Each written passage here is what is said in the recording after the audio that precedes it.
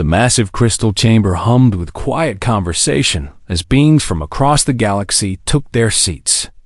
The Galactic Council met here every month, in the heart of Nexus Prime, to discuss matters affecting their vast civilization. Today felt no different from any other day. Commander Zethkar of the Hegemony Coalition stood at the center of the chamber. His scaled hide gleamed under the artificial lights as he activated a holographic display. The image showed a small blue planet orbiting a yellow star.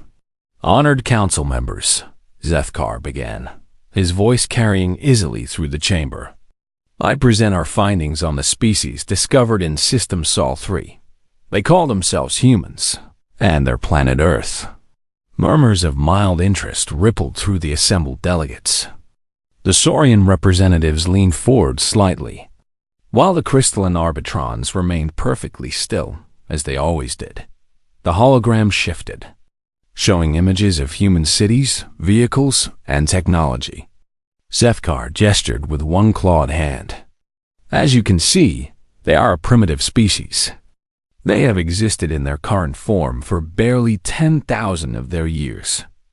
Their technology relies on crude chemical propulsion and basic fusion reactions." A delegate from the Aquatic Federation raised a tentacle. "What about their military capabilities?" "Laughable," Zethkar replied with what passed for a smile among his people. "They fight each other constantly over resources and territory. They have no unified government, no space-based defenses worthy of the name, and their weapons are centuries behind our standards." The hologram showed human spacecraft, small, clunky vessels that looked like toys compared to the sleek ships of the Council races. Several delegates made sounds that might have been laughter in their respective languages. Admiral Korthax of the Saurian Empire stood up. His massive frame cast a shadow across the nearest representatives. "What of their planet's resources?" "Abundant," Zethkar said, pulling up new data. "Rich mineral deposits, vast water reserves, and a biosphere that could support many of our member species. The planet shows signs of environmental damage from their primitive industries, but nothing that cannot be reversed with proper management." The ancient Arbitron designated Prime Alpha spoke, its crystalline voice ringing like distant chimes. "What is the recommended classification?" Zethkar didn't hesitate.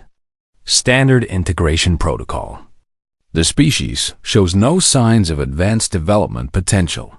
They lack the scientific discipline of the Zentari, the natural cooperation of the hive minds, or the environmental harmony of the plant collective. They are simply another young species that needs guidance." "Or removal," muttered someone from the back rows. Prime Alpha's crystal body shifted, like refracting through its form.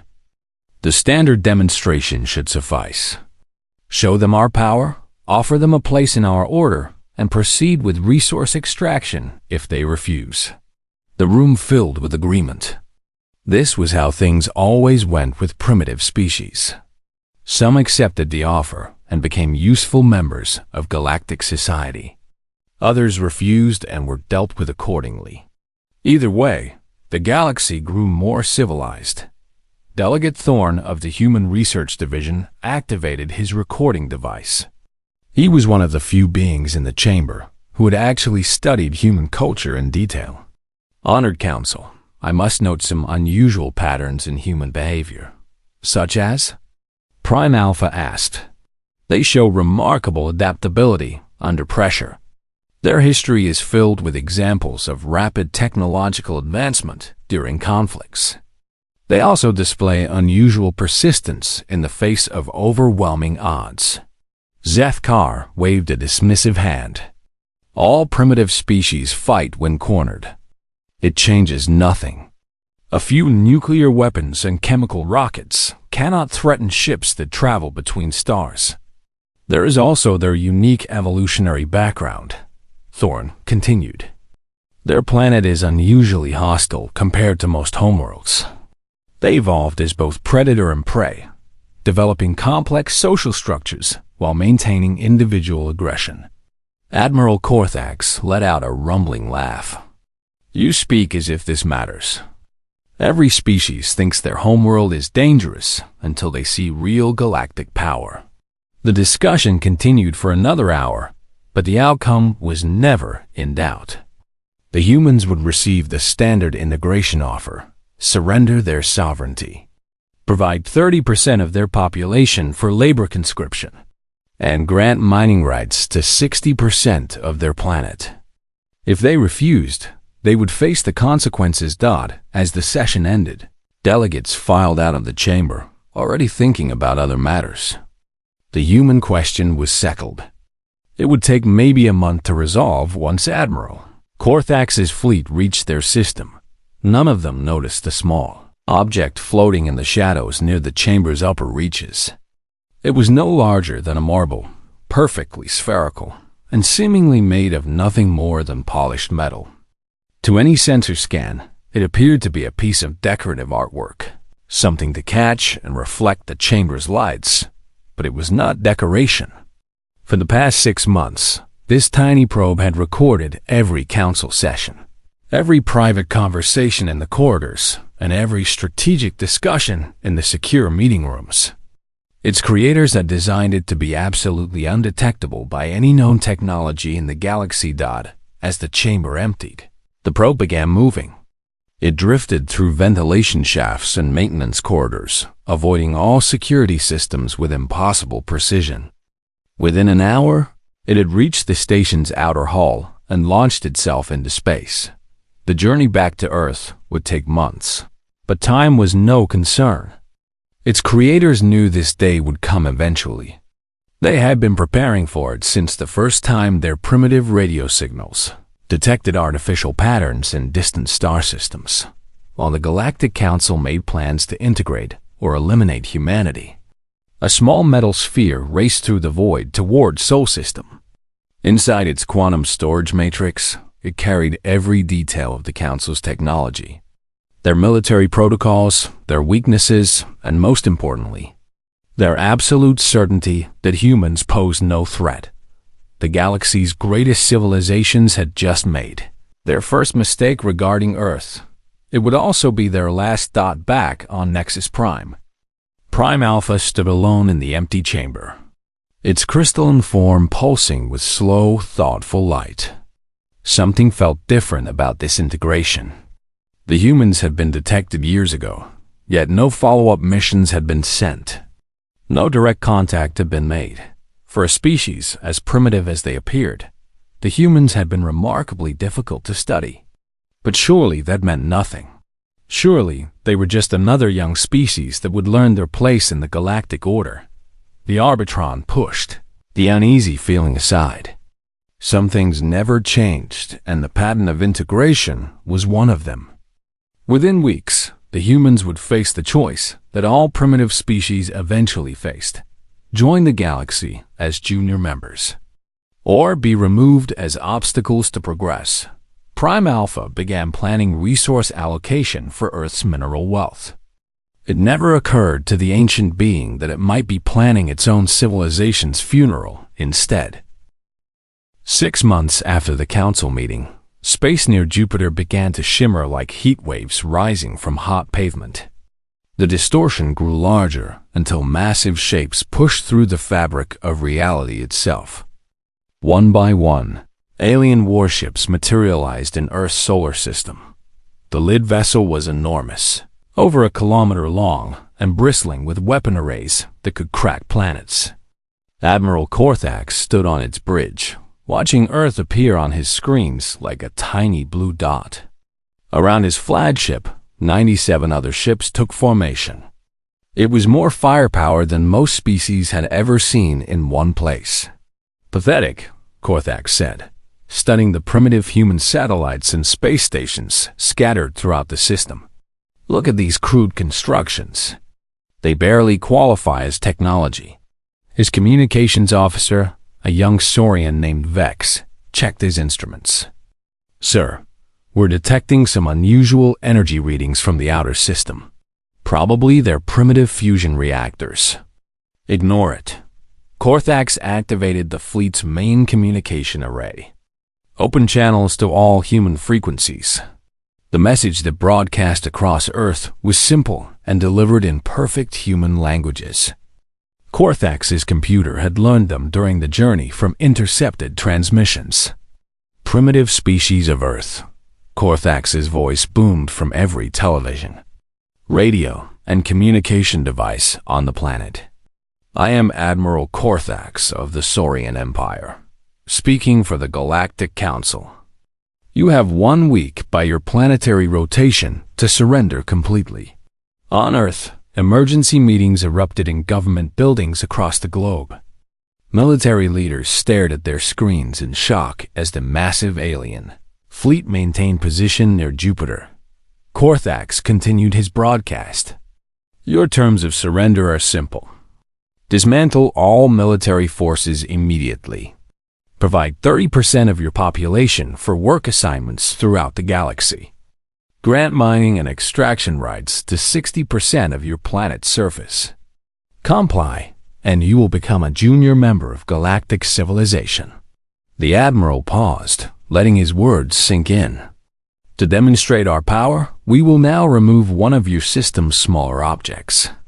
Korthax nodded to his weapons officer. The ship's main cannon charged with energy that made space itself glow. A beam of pure destruction lanced out across millions of kilometers and struck Europa, one of Jupiter's moons. The ice-covered world simply ceased to exist, turned to vapor in seconds. You have 7 days, Korthax concluded. Resistance will result in the same fate for your planet. The communication ended. Across Earth, panic spread like wildfire. Some governments called for immediate surrender. Others demanded military action. The United Nations held emergency sessions that went nowhere, but the response came from an unexpected source. Exactly 24 hours after Korthax's ultimatum, every screen on every alien ship lit up with an incoming transmission. The source appeared to be Earth, but no human government claimed responsibility for it. An elderly human woman appeared on the screens. She wore a simple military uniform with no markings that Korthax recognized. Her gray hair was pulled back severely, and her eyes held a coldness that made the experienced admiral uncomfortable. I am Admiral Chun of Terra Command, she said calmly. We have reviewed your offer and must decline. Korthax laughed, the sound echoing through his bridge. Terra Command? What puppet organization is this? Your planet has no unified military. Admiral Chun continued as if she hadn't heard him. You have 7 days to leave our system. Any hostile action will be considered an act of war.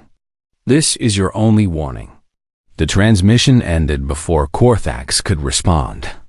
Around the bridge, his officers exchanged amused glances. The humans thought they could threaten a galactic fleet with words. Sir, Vex said, checking his instruments again. Those energy readings from the outer system have increased significantly. Irrelevant, Korthax decided. Charge the main weapon. Target their largest space station. We'll show them what happens when primitives try to negotiate with their superiors. The weapon powered up slowly, gathering enough energy to vaporize the human station in orbit around Earth. It was a small target compared to the moon they had destroyed, but it would send the right message. Weapon charged and ready. Admiral, the gunner reported. Fire. The energy beam lanced out toward Earth's largest orbital station. Korthax watched with satisfaction, already planning which human city to destroy next as an example. But the beam passed through empty space. The station was gone. What happened? Korthax demanded. Did we miss? No, sir, the sensor operator stammered. The station was there when we fired. It just isn't anymore. Explain that. I can't, sir.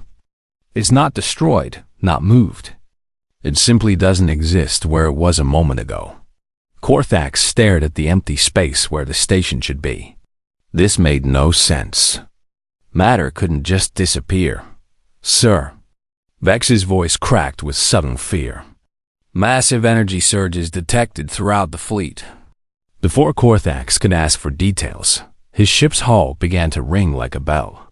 The sound came from everywhere at once, as if something was striking the metal from all directions. Report. Korthax roared. Unknown contacts appearing inside our defensive perimeter, the sensor chief called out. They're materializing out of nowhere. On the main screen, Korthax watched in horror as small human ships simply appeared in the middle of his formation. They hadn't approached from any direction. They had just started existing, where nothing had been before. But these weren't the crude vessels they had observed from long range. These ships moved with impossible precision, their hulls gleaming with technology that hurt to look at directly. They were beautiful and terrible, like weapons made from captured starlight. All ships, open fire, Korthax commanded. The response was immediate and devastating, but not in the way he expected. His fleet's weapons fired, but the human ships flickered in and out of existence faster than targeting systems could track. Some appeared to be in multiple places at once. Others seemed to exist only partially, like ghosts made of metal and energy dot, and when the human ships fired back, their weapons did things that violated everything Korthax knew about physics. Energy beams bent around their own fleet to strike alien vessels from impossible angles. Projectiles materialized inside enemy hulls without passing through the armor first dot in 10 minutes. 17 ships of Korthax's fleet were disabled or destroyed. The humans didn't seem interested in taking prisoners. They simply removed threats with surgical precision. Then, as suddenly as it had begun, the attack stopped. The surviving human ships vanished again, leaving only empty space and debris. Korthax's communications array activated without his permission. Admiral Chun appeared on his screen again, still calm, still cold. Admiral Korthax, she said, we told you that hostile action would be considered an act of war. You destroyed Europa and attempted to destroy our space station. Therefore, a state of war now exists between Terra Command and your fleet. This is impossible, Korthax whispered. Your species is primitive. Admiral, Chun continued, you have 6 days remaining to leave our system. We suggest you use them wisely. The transmission ended. Around him, Korthax's remaining bridge crew worked frantically to assess the damage and understand what had just happened to them in the space between his broken fleet and distant Earth. Something shimmered like a heat mirage. For just a moment, the missing space station became visible again before disappearing once more. Korthax realized with growing horror that the humans hadn't destroyed anything. They had been watching, learning, and preparing. And somehow, they had learned to make the impossible look easy. Admiral Korthax spent the next 6 hours trying to understand what had happened to his fleet. His best scientists and engineers studied the recordings of the human attack, but their explanations made no sense. The human ships appear to exist in multiple dimensional states simultaneously, Chief Scientist Rex reported, her voice shaking.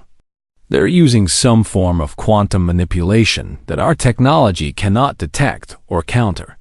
Speak plainly, Korthax demanded. What does that mean?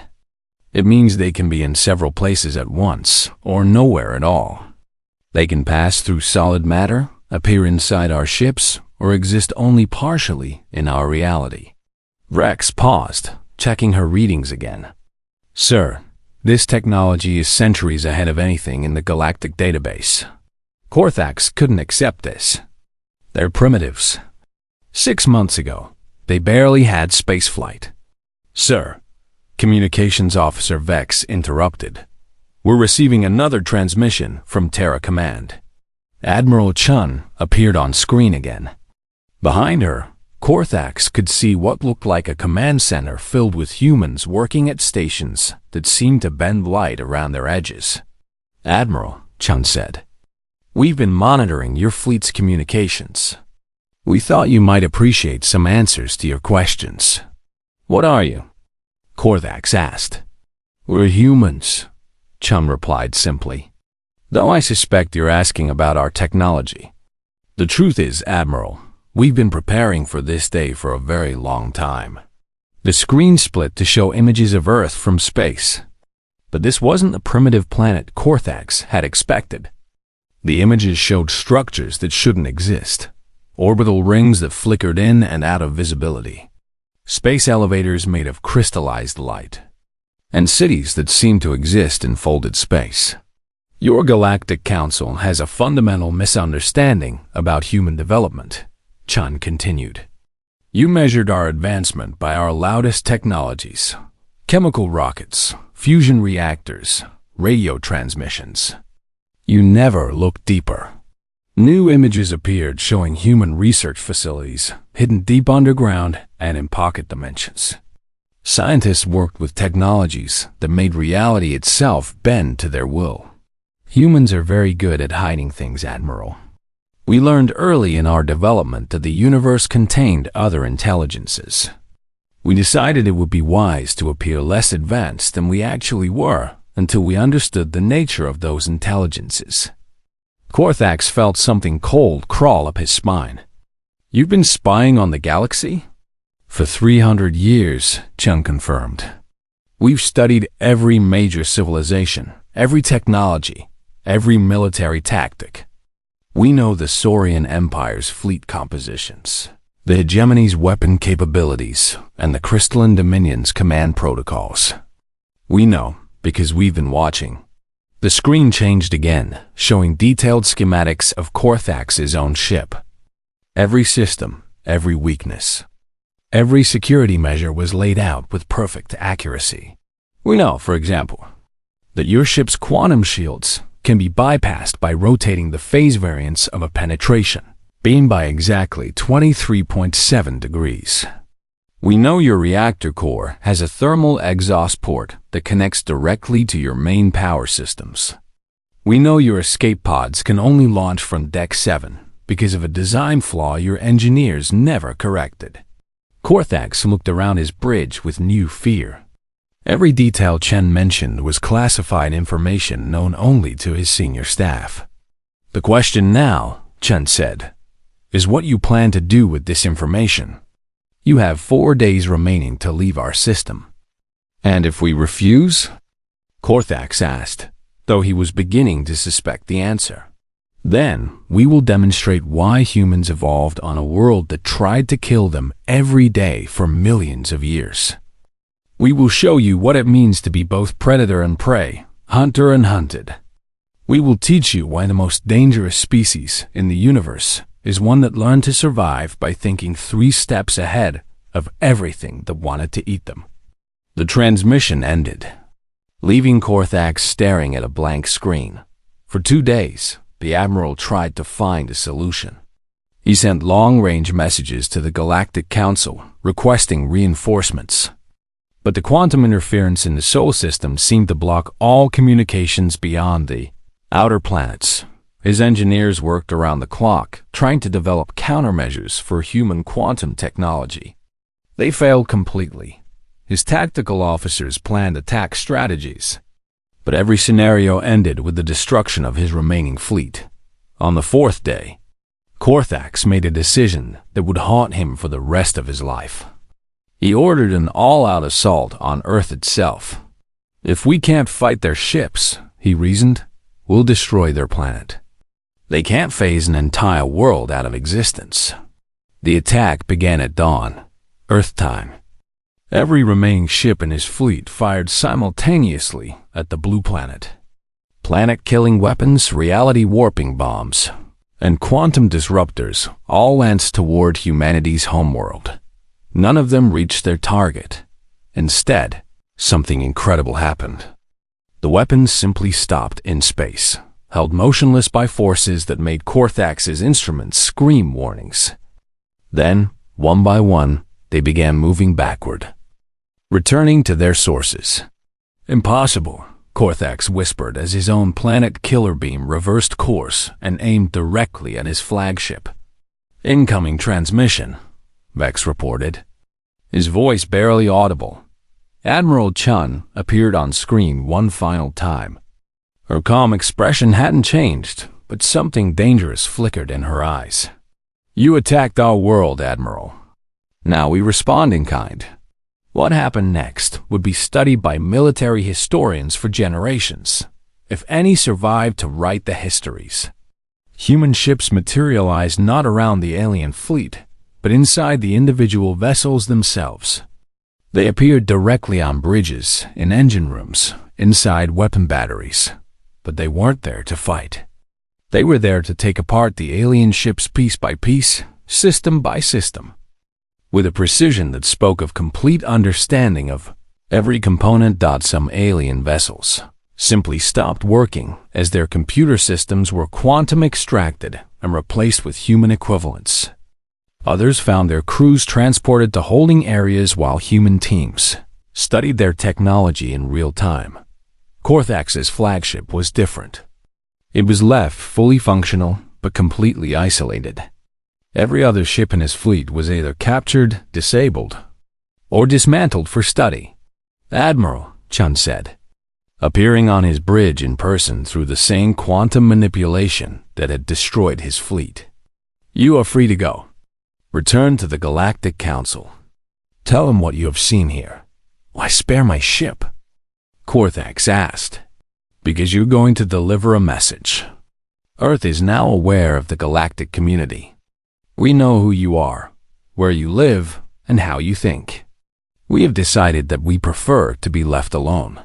Chun walked to Korthax's command chair and placed a small device on the control panel. This contains detailed scans of every ship you brought to our system, along with improvements we've made to their designs. Consider it a gift to show there are no hard feelings. What do you want from the galaxy? Korthax managed to ask. Nothing, Chun replied. We want to be left alone to develop in peace. Any civilization that respects this wish will find us friendly neighbors. Any civilization that doesn't respect this wish will discover why humans are very good at making problems disappear. Chun began to fade as the quantum field around her shifted. You have safe passage back to galactic space, Admiral. Use it wisely. When she was gone, Korthax stood alone on his bridge, surrounded by technology that now seemed primitive compared to what he had witnessed. Around him, empty space mocked his failure. In the distance, Earth continued its orbit around the sun, looking as peaceful and innocent as ever. But Korthax now knew the truth. Humanity had been ready for this encounter for centuries. They had planned for it, prepared for it, and executed their defense with a precision that spoke of vast intelligence and patience. As his ship began its long journey back to galactic space, Admiral Korthax composed his report to the Council. He tried to find words to describe what he had witnessed, but language seemed inadequate. How do you explain to the most advanced civilizations in the galaxy that they had just encountered something far more advanced than themselves? How do you tell apex predators that they had just met something higher on the food chain? How do you report that humanity's retaliation had been so complete, so devastating, and so effortless that it proved everything the galaxy thought it knew was wrong? The emergency session of the Galactic Council convened within hours of receiving Admiral Korthax's report. The surviving Saurian sat at the witness stand, his proud bearing broken, scales dull with defeat.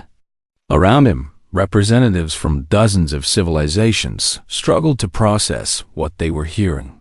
Explain again, demanded Prime Alpha, the ancient Arbitron's crystalline voice cutting through the chamber's chaos. How exactly did you lose 97 ships to a primitive species? Korthax's voice was barely above a whisper. They were never primitive, honored Arbitron. They had been watching us for centuries. They knew our tactics, our weaknesses, our capabilities better than we knew them ourselves. Impossible, snapped General Thyric of the Hegemony Coalition. Our intelligence reports show basic fusion technology and chemical propulsion. They had no space-based defenses. What they had, Korthak said slowly, was patience and quantum manipulation technology that made our best ships look like children's toys. The chamber erupted in heated discussion. Delegate Thorne of the Human Research Division stood up, his tentacled form shaking with agitation. Honored Council, I tried to warn about human persistence and adaptability. My reports indicated unusual patterns. Your reports said nothing about advanced quantum manipulation. Thyric roared. You described a species that fought with sticks and stones. They showed us what they wanted us to see, Thorne replied quietly.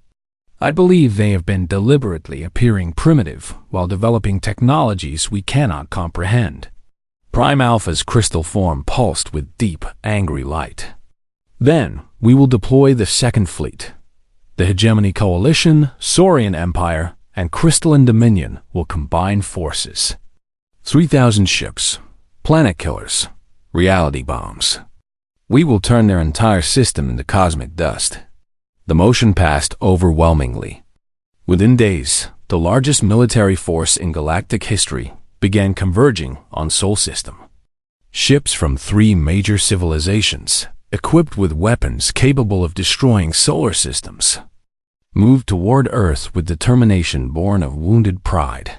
None of them ever reached their destination. The attacks began at 0400 Galactic Standard Time across 17 star systems simultaneously. At first, the reports seemed like random technical failures. A communication hub in the Centauri system went offline. A shipyard in the Vega sector stopped responding. A trade station near Arcturus simply vanished.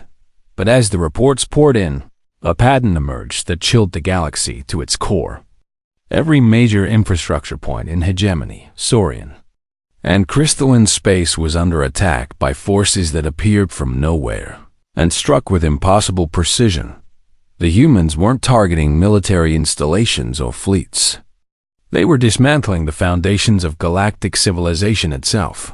Prime Alpha stood in the Council's emergency command center, watching display screens that showed catastrophe after catastrophe. How are they moving so fast? The Arbitron demanded. It would take our fleets months to coordinate attacks across this many systems. They're not using fleets, reported Intelligence Chief Morduk, his voice hollow with disbelief. The attacks are being carried out by small teams that appear inside our facilities using the same quantum manipulation technology Admiral Korthax described. They dismantle our equipment, steal our data, and vanish before our security forces can respond. What kind of equipment are they taking? Everything, Morduk said. Power generators, computer cores, communication arrays, manufacturing systems. But they're not just stealing, Prime Alpha. They're studying everything in real time, making improvements, and somehow mass-producing enhanced versions within hours. On the main display, a new report appeared from the Ryjan shipyards. The facility's commanding officer spoke with barely controlled panic. Unknown forces have penetrated our quantum security barriers. They're not destroying our ships, they're upgrading them. Our own vessels are being turned against us with technologies we've never seen before. Similar reports came from across the galaxy. Human teams appeared to know exactly where every critical system was located, how to access it, and how to either improve it or render it useless. They moved through alien facilities like they had built them themselves. But the true horror became apparent when the galaxy realized that humanity wasn't just attacking randomly. They were systematically demonstrating their superiority in every field the galactic civilizations considered advanced. The Crystalline Dominion prided itself on energy manipulation technology. Human teams appeared in their core research facilities and began producing energy matrices. That made crystalline technology look primitive by comparison. The Hegemony Coalition was famous for its tactical computing systems. Human infiltrators uploaded viruses that not only took control of every hegemony computer, but improved their processing power by orders of magnitude before displaying messages that read, "Your systems have been enhanced. You're welcome. Do not threaten Earth again." The Saurian Empire's greatest achievement was their dimensional fold drives that allowed faster than light travel. Human forces appeared in their most secure laboratories and left behind drive systems that could cross the galaxy in minutes instead of months, along with complete technical specifications explaining how they worked. They're not trying to conquer us, Prime Alpha realized with growing horror. They're demonstrating that they could conquer us without effort. They're showing us how inferior we really are. The final blow came when the Galactic Communication Network itself was compromised. Every screen, every communication device, every public information system across dozens of civilizations displayed the same message. Simultaneously, Admiral Chun appeared. Still calm, still cold, but now speaking to the entire galaxy at once. "Citizens of the galactic community," she began. "For the past 72 hours, Terra Command has been conducting defensive operations in response to the unprovoked attack on our solar system. We have demonstrated our capabilities across your territories to ensure you understand the reality of your situation." Behind her, the displays showed images of human teams working inside alien facilities, often with local technicians watching in amazement as their own systems were upgraded beyond anything they had thought possible. "We have enhanced your infrastructure, improved your technologies, and corrected several design flaws that were limiting your civilization's development. Consider these gifts a gesture of goodwill, not conquest." The transmission shifted to show real-time feeds from across the galaxy. Planets that had suffered energy shortages for decades were now powered by human-designed reactors. Communication networks that had been slow and unreliable now operated with perfect clarity. Transport systems that had required constant maintenance were now running smoothly with technology their builders didn't understand but couldn't deny worked better than anything they had ever created. However, Chung continued, "Any future attempts to threaten Earth or human interests will result in less pleasant demonstrations of our capabilities. We have mapped every major facility, every fleet position, and every command structure in your civilizations. We know how your societies function because we have been studying you far longer than you have been aware of us." New images appeared showing detailed layouts of government buildings, military bases, and research facilities that were supposed to be secret. The message was clear. Humanity could strike anywhere, anytime, with perfect knowledge of their targets. Earth wishes to exist peacefully within the galactic community. We are not interested in ruling other worlds or imposing our values on other species. We simply want to be left alone to develop as we choose. Any civilization that respects this desire will find humanity to be generous neighbors. Any civilization that threatens us will discover why our species survived on a world that tried to eliminate us every day for millions of years." The transmission paused while Chun appeared to consult something off-screen. "As a final demonstration, we will now activate the silence protocol that your Galactic Council designed to prevent rebellious species from communicating. We have taken control of this system and improved it significantly. Consider what this means for your ability to coordinate any future actions against us." Across the galaxy, every communication network went silent. Not destroyed, not damaged, but simply quiet.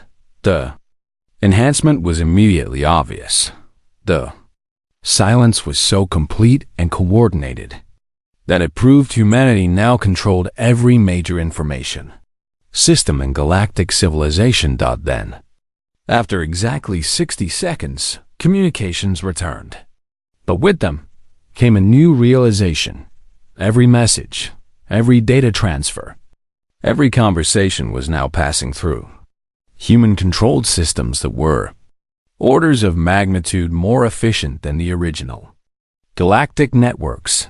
Chun reappeared for the final part of her message. Your infrastructure has been upgraded. Your security systems have been enhanced, and your communication networks now operate at maximum efficiency. We have given you gifts that will benefit your civilizations for generations. In return, we ask only to be left in peace. Any ship that approaches Sol System will be turned away safely but firmly. Any attempt to blockade trade routes near human space will result in the removal of that blockade. Any attack on human colonies or citizens will be met with immediate and terminal response. We are not your enemies, but we are no longer hidden. 1 year later, the galaxy had learned to live with a new kind of silence. It wasn't the absence of sound or communication that marked this change. The human-enhanced networks carried more information than ever before, connecting civilizations with unprecedented clarity and speed. Ships still traveled between stars, though they now used improved drive systems that humanity had somehow perfected and distributed freely. The silence was something deeper. It was the quiet that comes when predators realize they are no longer at the top of the food chain. Captain Zector of the merchant vessel Prophet Stream checked his navigation charts as his ship approached the edge of what spacers now called the Terra Zone. The boundary wasn't marked by weapons or barriers, just simple buoys, broadcasting a message in every known language. Human space. Peaceful transit permitted. Hostile action will be met with immediate response. Captain, his navigator called out. We're being scanned. Zector nodded. Every ship that approached human space received the same treatment. A gentle but thorough examination that somehow analyzed every system, every cargo container, and every crew member without causing the slightest discomfort. Ships carrying weapons meant for attacking human interests simply found those weapons had vanished, replaced with notes explaining why they had been confiscated. Pirates had learned quickly not to operate anywhere near human trade routes. The few who had tried were never seen again, though their crews were inevitably found unharmed on distant space stations with stories of ships that appeared from nowhere, removed their weapons with surgical precision, and vanished again without a trace. Scan complete, the navigator reported. We're cleared for passage. As they crossed into human space, Zector marveled at what he saw. Human colonies had spread across dozens of systems in just 1 year, but not in the way other species colonize space. There were no massive terraforming projects or environmental destruction. Instead, human settlements seemed to grow naturally from the worlds they inhabited, as if the planets themselves welcomed their presence. The humans traded freely with any species that approached peacefully. Their goods were always the finest available, not because they charged high prices, but because human manufacturing techniques produced quality that other civilizations couldn't match. They shared technology freely, offered medical assistance to any species that needed it, and never asked for anything in return except to be left in peace. But everyone in the galaxy understood that this generosity came with an unspoken message. We are being kind because we choose to be, not because we have to be. On Nexus Prime, the Galactic Council still met monthly, but the atmosphere had changed completely. Prime Alpha stood before the assembled delegates, its crystalline form dimmer than it had been a year ago. The quarterly report on human activities, the ancient Arbitron announced. Delegate Thorn activated his display, showing star charts dotted with human settlements. Human expansion continues at a measured pace. They have established colonies in 47 systems, all previously uninhabited. No conflicts with existing civilizations. No territorial disputes. Military activities? Asked General Thyric, though his heart wasn't really in the question anymore. None observed, Thorn replied. Human vessels respond to distress calls from any species. provide humanitarian aid during natural disasters, and offer protection to merchant fleets operating near their territory. Several pirate organizations have simply ceased to exist after threatening human trade partners. The chamber remained quiet. Everyone knew the real question that hung unspoken in the air. What were the humans really capable of? The answer had become clear through 1,000 small demonstrations. Human medical technology could cure diseases that had plagued galactic civilization for millennia. Human engineers could solve infrastructure problems that had existed for centuries. Human scientists published research papers that advanced entire fields of study by generations. But perhaps most unsettling was humanity's apparent ability to predict galactic events. Time and again, human ships would arrive at disaster sites before anyone had called for help. Human researchers would publish solutions to problems that other species hadn't even recognized yet. Human diplomats would offer assistance for conflicts that hadn't become public knowledge. They're not just more advanced than us, Prime Alpha had confided to the other Arbitrons in private. They're operating on a completely different level of understanding. They see patterns we can't even perceive. Admiral Korthax, now relegated to a minor position in the Saurian fleet, sometimes stood at the observation deck of his new ship and stared out at the stars. The human device Admiral Chun had given him sat in his personal quarters, still sealed and unopened. His engineers had studied it for months before concluding that the technology inside was so advanced they couldn't even determine what it was supposed to do. "Sir," his aide had reported, "we believe this device contains blueprints for upgrading our entire fleet. But the mathematics involved are beyond our current understanding. It would take us decades just to comprehend the basic principles." Korthax understood the message. Humanity had given him a gift so advanced that his civilization couldn't use it yet. It was both an act of incredible generosity and demonstration of the vast gap between human and galactic technology. The psychological impact of this realization had transformed galactic society in ways no one had anticipated. Species that had warred for centuries suddenly found themselves cooperating, united by the shared knowledge that there was something in the galaxy far more powerful than any of them. The petty conflicts that had dominated galactic politics seemed meaningless when measured against the casual demonstration of human capabilities. Trade flourished as never before, partly because the human-enhanced communication networks made commerce easier, but mostly because no one wanted to waste resources on conflicts when humanity was watching.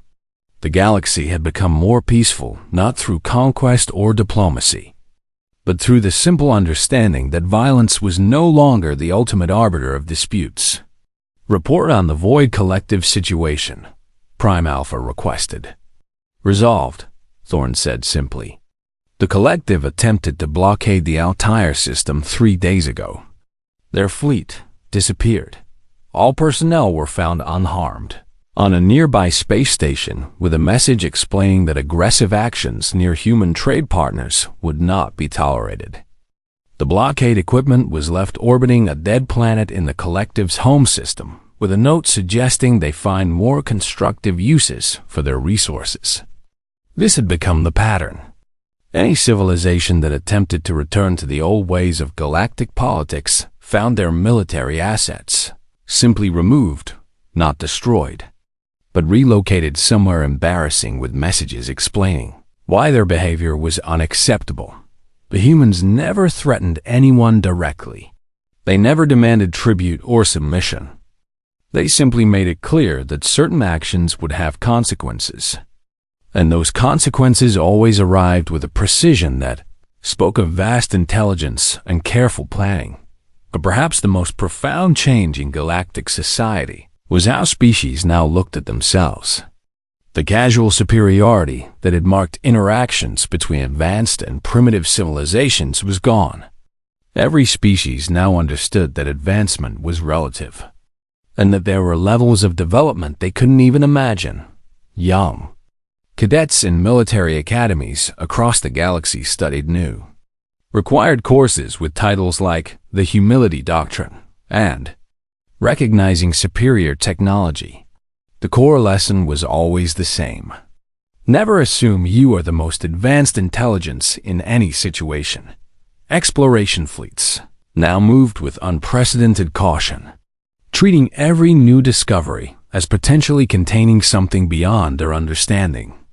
First contact protocols were completely rewritten to emphasize respect and careful observation rather than displays of technological superiority. The humans have taught us something valuable, Prime Alpha said as the council session drew to a close. They've shown us that true power lies not in the ability to destroy, but in the wisdom to know when destruction is unnecessary.